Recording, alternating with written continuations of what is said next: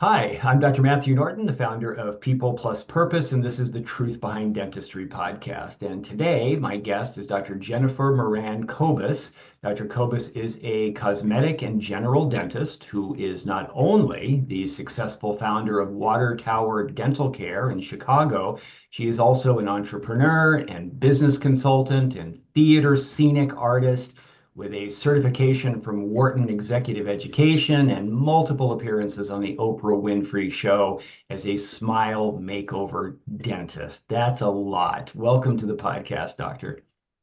Thank you. Glad to be here.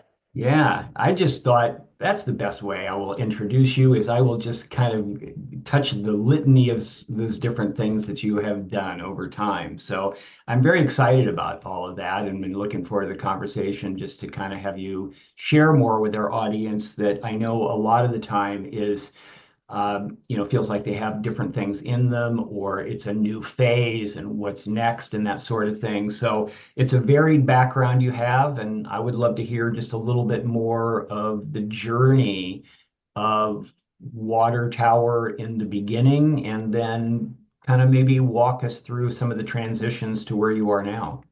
Yeah, that sounds great. It is a journey that really went many chapters and was not clearly planned out, but at each phase, there was something needed and a change and something inspirational to me to make something out of maybe nothing. Mm. So I went to dental school early. So I did the 7-year BSDDS. I don't know why I was in such a hurry, but I was. I really wanted to go early. So I went to dental school and after 3 years of undergrad.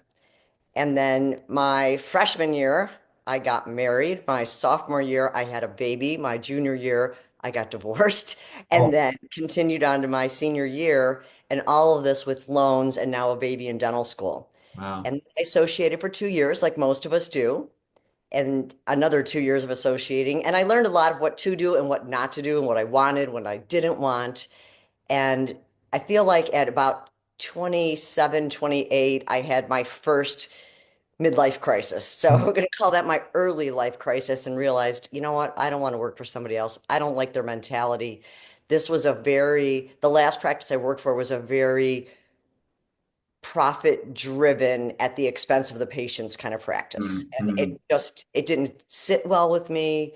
Having somebody else tell me how to do that and dictate it just was really rubbing me the wrong way. Mm. But all I had were dental loans. I lived in an apartment. I had a child. Mm. Um, so I really didn't know what was going to happen next, but I decided I was going to buy practice. And I tried multiple times to buy practices. And I remember my brother, who has a business degree from Yale, my younger brother, and I called him and said, this practice fell through. And it was a one operatory practice that belonged to an Olympic diver. I would have never fit in this practice. It would have never had any growth potential. I wanted it.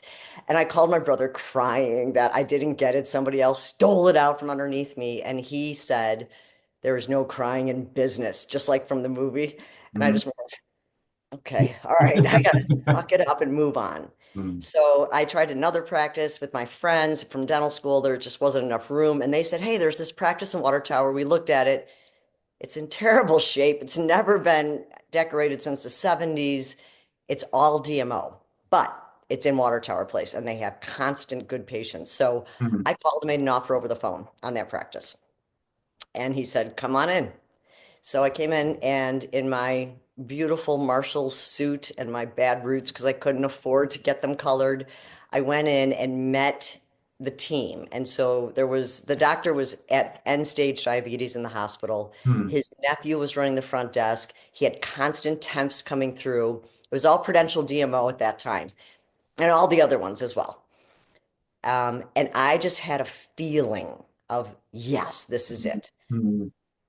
My accountant and my attorney and my appraiser all said, no, no, no, run in the opposite They did direction. not have that same feeling. Okay. Oh, they quit. They said, no, stupid, not even an Yeah. option. They appraised it for the value of the equipment that was put in the 70s, and that was it. It didn't even meet the rent in Water Tower Place. Mm. But everything in every fiber of my being said, this is it, do this. So I did. And I went to the bank and I got 100% loan. He kind of smiled at me and said, okay. come back tomorrow with 10 years of numbers on how you're going to pay for this and how it's going to grow. And I, pen and paper and a calculator, just figured out what I thought might happen, just extrapolating percentage through the next 10 years.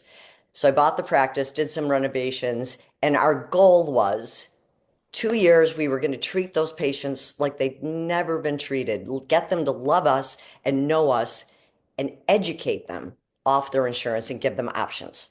So in 2 years we were off DMO, another 2 years we were off PPO, another 2 years we were off of all insurance and fee for service reimbursement. And during that time we managed to expand twice, hire two associates, and we had a team of 12, and it was fantastic. I loved every minute of it. I loved most minutes of it, not every minute. We all have that day where that crown on number two just is never right, or the patient that is never pleased, right? So we had all of that, and it was hard because in the process, I also got married and had three more children. So I had three babies in 2 years, and I had a husband who really was not a hands-on dad, but he was a great earner, right? So and he had this radio show. So I think it helped a little bit Hmm. getting patients in so they knew who I was and where I was.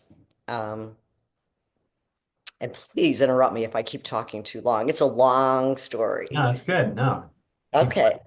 Um, I would say so then I was home on maternity leave in 2001. Had my associates running the practice, and I got a call from my front desk and they said, "Are you sitting down?" And I said, "Nope. I'm sitting now." And then backtrack just a little bit. In about 1999, I heard of this thing you could do called a website. Hmm. And nobody was really doing them for dentistry. And I got on ZocDoc and I plugged and played and put a website up. So I have a website. The call that they want me to sit down for is the Oprah Winfrey Show. And Hmm. they want a smile makeover and they want it like today's Tuesday, they want to air on Friday. I almost left my babies at home alone, and I was like, let's do it. We're on it. I had a front desk at the time with all these diastemas, and we did the case. And I think the trajectory of the practice changed at that moment.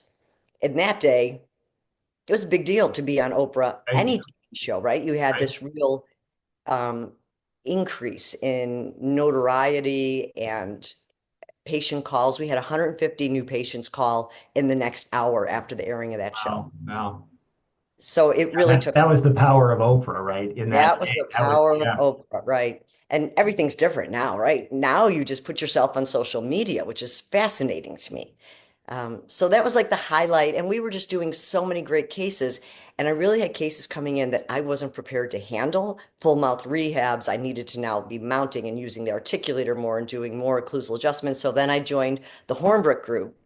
And first, I guess we went LVI, Pack Live, and then Hornbrook. And then as I went through all the courses, I started teaching with them, which I loved. We would do live patients and travel around. And during this whole time, my kids are growing up. My twins are ADHD and ADD kids. So there was a lot more to do there and a lot more that I felt mom should be part of this, not so much our nanny at the time. My Right. parents were helping. Right. So I just said, all right, it's time. And I sold to well, he was my partner at the time. We had become 51, 49% partners. And Mhm. at that time I said, you ready? You want to take over? And he did. So I stayed home with the kids and I was a full-time stay-at-home mom. Mhm. And it was great. I did all the things. I was the room mom. I did Yeah. the shows. I went on the field trips, everything. I was always there. And it was a nice opportunity to be able to do all that, right? You don't. How long did that phase last? I was afraid you were going to ask that question. 17 years. So my youngest daughter was 5, and I was home for 17 years until now. It was fantastic. People would ask me, I'd bump into patients or other dentists, they'd be like, how is it? I'm like, I have the most unrelenting bosses I've ever had in my life. They yell at me, they throw things at me, they spill things, they never sleep, Right. right? But Yeah. I was there. So I was in the trenches. So I feel Yeah. like when I left my dental career in 2007, I felt like my career had done more than I had ever expected. I was so proud of the practice. I knew the associates were doing so well there. They were going to carry on our culture and our systems, and it still is thriving. So I would watch from the perimeter. I didn't even always go there as my primary. I would come out here in the suburbs. I moved to the suburbs very reluctantly, but now I have 3 dogs and I love it. It's hard to go back. Um, Now the practice has expanded one more time, and I believe we're going to expand again Mhm. as much as we can. We're kind of limited by the space in Water Tower Place. It's up on the 9th floor, which is a professional floor. Mhm. Um, they have done such a good job. Half the team is still the original team I hired. Our front desk girl I hired at a bar. It's called North Beach. We were out at an event and she was there and I asked her what she did for a living and she said, she was a receptionist, said, you want to come work for me? And she's still there. She's still at our front desk. She knows Wow. everybody. They know her. So about half the team was there, which also told me they took good care of both the team and the patients. And in the meantime, when I was, raising the kids, I had the consulting company, which we didn't do a whole lot, but it was there. We self-financed the company and then decided to, I could consult with practices if I wanted to in all my free time, which with all the children felt like no free time. Yes. And then as they got older, and I got the dogs, my dog was really picky, and I decided that we could create a dog food company. So I was doing this grass-fed, all organic, natural product. And I took about 2 years into that and did all the research and developed it and was distributing it, and then realized it was either time to grow big and compete with the Purinas of the world, Mhm. or fold it and let somebody else take over Farmer's Dog, Sundays, all the other people that were doing the same thing. Mhm. Although dog food is really a huge business. It's a multi-billion-dollar business. Yeah. And, as we mentioned in our pre-talk, Yes. mean, big dog food is like big pharma. So I was either all in or I was out, and I decided to get out. And it was a great entrepreneurial experience. And that's when I started thinking, okay, let's use this education to do dentistry again. I really didn't think I would go back. I thought I had done everything I could do in dentistry. I loved it. I was good at it. It's creative. I have the free time to put as much time into the education as I want at this point. And I feel like I have a solid 10, 15 years left to Mhm. do something. I Mhm. only owned Water Tower Dental Care for 10 years. Yeah. So there's a lot of time left.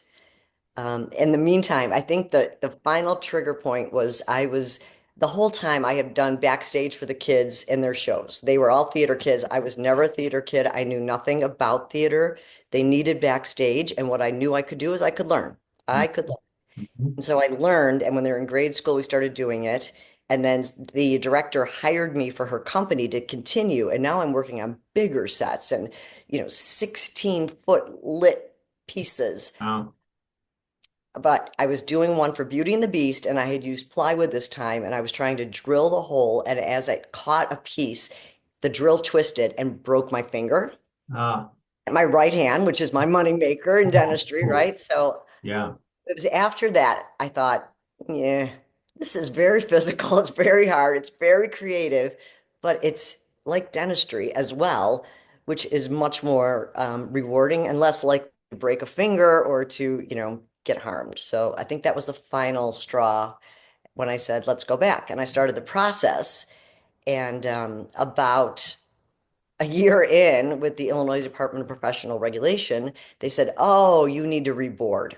I'm Mhm. like, that you didn't say that at the beginning. And Mhm. that Mhm. really sounded like an unsurmountable task. Mhm. Um, but again, I knew I could learn. I did it once, Mhm. and now it's that national board. So the written, not as bad. I had never gone to one of those test centers, and it's like going to prison. They make you take off all your jewelry, and Right. Right. at the end, you press pass or fail and enter. And I just waited, and there it was, past me. Whew. And then you move on and do those clinicals and, 14, 15 years of practice. And those Dentech heads, they don't look or feel like real teeth. It's amazing that this is the main way the kids are learning. So it was a bit of a challenge for me, that every little piece they wanted, every measurement, and we got it done. And I was very proud of that too. And then I just was talking to Water Tower, and they said, "Yeah, come on back." I said, "You're my first choice. I'm coming back. It's up to you. You got the right to first refusal. It's your business now. It's your show. I'll come back if you want me. If you don't, no problem." And they said, absolutely. I mean, they just welcomed me back wholeheartedly. We decided on 2 days a week at first, and really had to do with my husband's work schedule and how much time he had at home versus at work downtown. And it's been fantastic. I would say everything is the same and everything has changed. We're a big CEREC practice. We have 3 or 4 milling machines. I had bought the first CEREC when I was practicing, Mm, version 1, which was like playing Pong, and you sprayed the teeth with that white powder. Uh, I put in about 50 restorations and couldn't sleep at night. mm. It did not do what it said it was going to do. The margins weren't there. Every margin was in composite. I was hand grinding things to get them in. And so I sold it back and redid those 50 restorations. And I thought I would never do this again. But now, I mean, it's fantastic. It really is. Well, I've been that talking a lot. well, it's a compelling story. So I just kind of let you go with it. All right. I Thank you. love all the different nuances. I love the pivots. Congratulations, first of all, on what you were able to accomplish in the first place with Water Tower. Uh, Congratulations on being wanting to be a stay-at-home mom and investing in your kids like that. I celebrate that. I think I have one of my daughters is homeschooling her 3 kids and just that's her focus is her kids at this point in her Mhm. life. And so different than her 2 sisters that's not the case. And they have a different focus on more on that professional life in terms of what where the priorities lie. And no judgment, I think, for any of it. But I think a lot of times women who make the choice to stay home with kids are not always celebrated for those decisions, maybe as much as I think is important to do. So and then I think those entrepreneurial, the entrepreneurial endeavors along the way there is they just kind of got inspired, right, with the dog food thing and all that. That's just that's just the way life shows up, and then how we respond. Mhm. Um, so I think you kind of told us what inspired you to come back, right, to dentistry in the sense that you realized there was still more in you and that you loved it and still, right? And I guess now that you're back, are you feeling maybe is there anything more you'd want to say about what it's like to return back as it not being yours, being the one who developed it to the success state in the beginning, and now you're returning. And then is it as rewarding right out of the gate for you as you imagined it would be after all those years? I think it is, it's like coming back and babysitting your grandchildren, right? All the foundations are there, the systems are the same, the values are the same, but it's their show and you're there to support it. And there's something comforting about that. And I'm so proud of it. And I love to be there. And they introduced me to the patients as the founder, which Mm, is so cool. And so many patients are still there from when I was mm, there. mm, So it is very rewarding. I will say that I truly felt I was going to come back and I'd be doing 20 units right away and I would have full mouth makeovers and my hands would be fast and right there again. But it's taking me some time to get used to the chairs and used to the mask and the loops and get in the comfort zone. Even just doing my basic fillings, I feel like I can't see as well. I can't move my hands as fast. But it's that comfort and the muscle memory that needs to come back a little faster. But is it as rewarding? It really is. It mm. really is. What would you say to viewers who are, I don't know. I mean, there could be a few different scenarios, right? Some that are life is changing, maybe from a personal standpoint, like you were with kids, and it seemed to necessitate a different focus for you. Uh, there may be others who there's not really a personal life aspect to it, but more just a career shift that they feel could be in the works or would be meaningful. I'm not sure I want to keep going along the same path that I'm on. Is there anything from your diverse background and the different choices you've made that you would want to say to any of those people? Yes, I would say first and foremost, do not let your license expire. Ah, Just okay. keep it up. Get the DE in, keep it up. You don't want to have to take boards over again. Okay. Keep your license up would be first, no matter what. Even if you don't think you're going back, you may come to a time where you want to. I kept mine up for so long, and then it was 2017 that I just decided, at this point, I'm probably not going back. Keep it up. That wisdom might be worth the cost of admission today. So, Exactly. It's exactly worth it. And there's, I forgot what it is, but you can put it on like a dormant status or something where you're not practicing. And that's the right way to do it. Secondarily, I would say, you know, do what makes your heart sing, whatever it is, if it feels too much to do what you're doing in dentistry because it can. You see a lot of great dentists get burnt out, right? It's hard. I mean, it's one of the hardest professions. You're the business owner, you're the factory worker, you're the HR person. I mean, you are every single step in that practice. And it's a lot of stress. If you also have the burden of having to, raise a family or you have sick parents, you need to take care of yourself first. And, when you decide to have children, you decide to have children. So you have made a decision to give them what they need. And some children don't need them. They don't need you home all the time, or you can work around their schedule and your schedule. For mhm, me, it was the right thing to do at that right time. mhm, Uh, and I think dentists in general, we're smart, we're independent, we are ambitious, we're creative. You need all of that in your life. And then we were just going over our agreements in the office again, and they wanted us to each say what our personal values were about practicing. mhm, And I would say for my whole life, everything I base my existence on is nurture. So I mhm, want to nurture every person I come in contact with, mhm, team, my family, the patients. And if you put this value of nurture out in front of you, so many things just fall into place, mhm, even with the sets. So I'm painting these elaborate sets for kids from the ages of 3 to 21. And it's a 1 weekend show. Maybe it's a 2 weekend show. And I put 40 hours of sweat and tears and innovation and right, painting and getting dirty.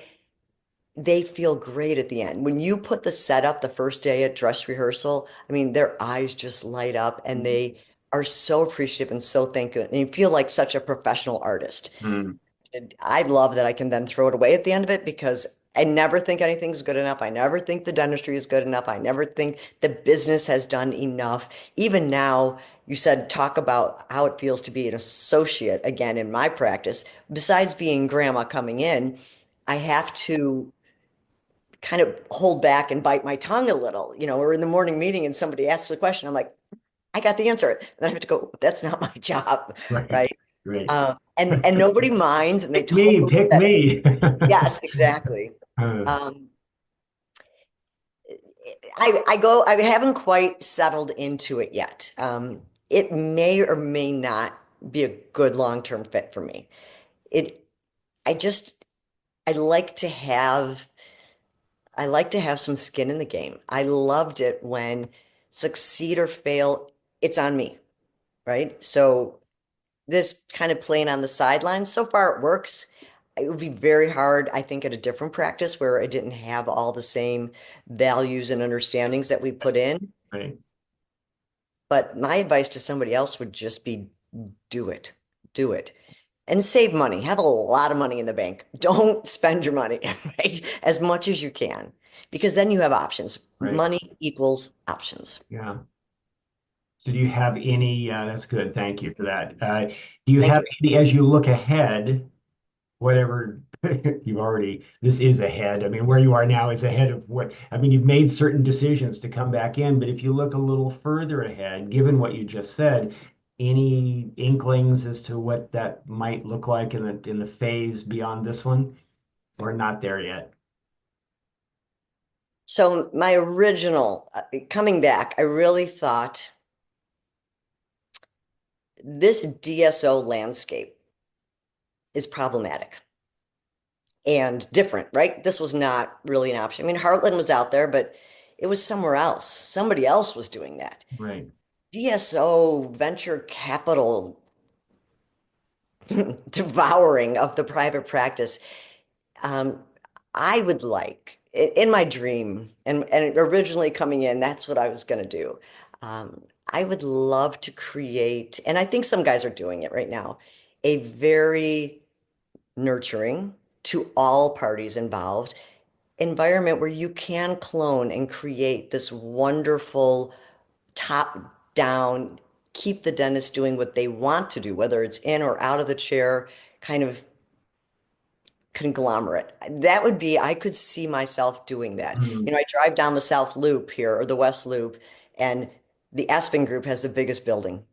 And I think, how did they do that? Why is that happening? And then you look, and they're 100% financed, 100% financed by venture capital.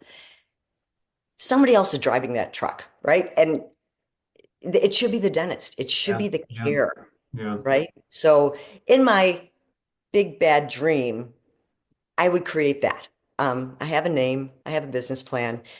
Mm, Talked to a friend who had this really terrible experience with the DSO. It sounded good, and it went bad, really fast, and kind of changed his life trajectory, but not by mm, choice. mm. Um, and I thought, yeah, let's put the brakes on. Let's make sure that I'm still in the dental world. Let's get because I'm not going to have any credibility if I say I haven't practiced in 17 years, right? So I want to make sure I'm still in it. I want to feel it. I want to get my hands wet, and I'm Yeah. going to do that for a solid year, and then we see what happens. Okay. Fair enough. Yeah. I think dreams are, I mean, where do dreams come from? I mean, it's like there's something in us. I feel like we're all only here for a certain amount of time, right? And we don't know how Yes. long that is exactly. But what are we doing with that time? What's the some of the deeper purpose elements of what we're doing here, and how do we best nurture them? I like the word nurture as well. How do we best nurture them? And because I think when we do that, we're going to be able to help more people. It's going to be more meaningful, right? So Right. I like the intentionality with which you're looking at this, and I'm wishing the best for you. My sense is it probably won't be long in the path that you're current, this window that you're in right now, because it's in you, it seems, to reinvent and to there's something bigger still out ahead, I feel, from what and maybe those 17 years that all went into the kids, some of this stuff backed up a little bit in terms of what needs to come out is ready to come out from a professional perspective. So I'm excited to Yes. see where it's all going to go. Yes. And I had this one little tidbit of news Yeah. last weekend. My daughter, who's graduating from Boulder with a degree in molecular biology, and she was going to go into genetics, she said she wants to go to dental school now. Yeah. And I was very surprised and very pleased. And she said, watching me go through reboarding and studying, Mm, going back to the practice and coming into the practice made her feel like this is what she wants to do. yeah. And I was fascinated by that. And that also inspires me to now provide a Yeah. business model that she can kind of walk into. Nice. Very Mm. nice. Yeah. That kind of brings it full circle, doesn't it? Doesn't it? Yeah. Yeah. Yeah, I like that. Well, I appreciate you coming on. I appreciate your Sure. time and thanks for sharing your story. I'm trusting that it's been inspirational to people for maybe different reasons, for how it relates to their path, their life journey, and it's encouraging. I think we need to hear how different people's stories go and options, possibilities, and I think it keeps us fresh and leaning forward. I hate it. I mean, my work is really focused on trying to help people have breakthroughs that are in alignment with their strengths and where are they getting stuck, right? And so anything that speaks to helping people get unstuck and having options and seeing new ways through is inspiring to me. So I'm trusting that it is to others as well who've been with us today. So thank you.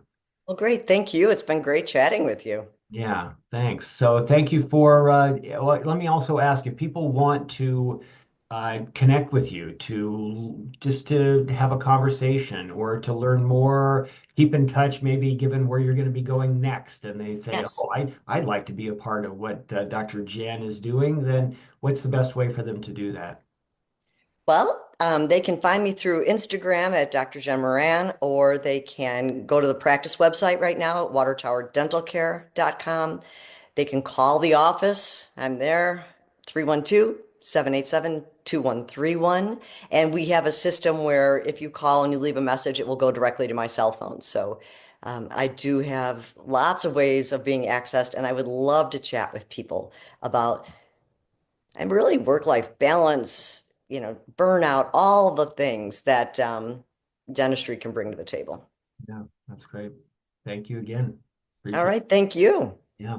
Thanks everybody for watching. This is the Truth Behind Dentistry podcast. Matthew Norton with Dr. Jen Moran-Kobes, and we look forward to seeing you in the next episode. Please tell your friends, subscribe, and continue to keep us front and center in your dental career focus. Thank you.